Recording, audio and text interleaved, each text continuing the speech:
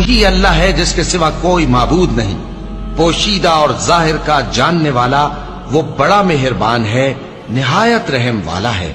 وہی اللہ ہے جس کے سوا کوئی عبادت کے لائق نہیں، بادشاہ حقیقی، ہر عیب سے پاک، سلامتی دینے والا، امن دینے والا، نگہبان، غالب، زبردست، بڑائی والا۔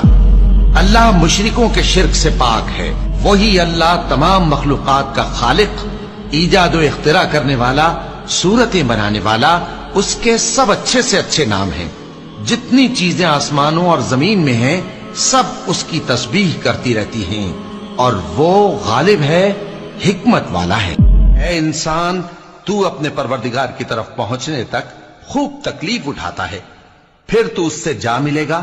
اب جس کا نامہ اعمال اس کے داہنے ہاتھ میں دیا جائے گا اس سے حساب آسان لیا جائے گا، اور وہ اپنے گھر والوں میں خوش خوش واپس آئے گا۔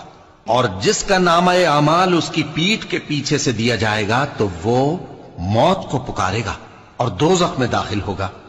وہ اپنے اہل و عیال ہی میں مگن رہتا تھا، وہ تو خیال کرتا تھا کہ اللہ کی طرف لوٹ کر نہ جائے گا۔ کیوں نہیں؟ اس کا پروردگار تو اس کو دیکھ رہا تھا۔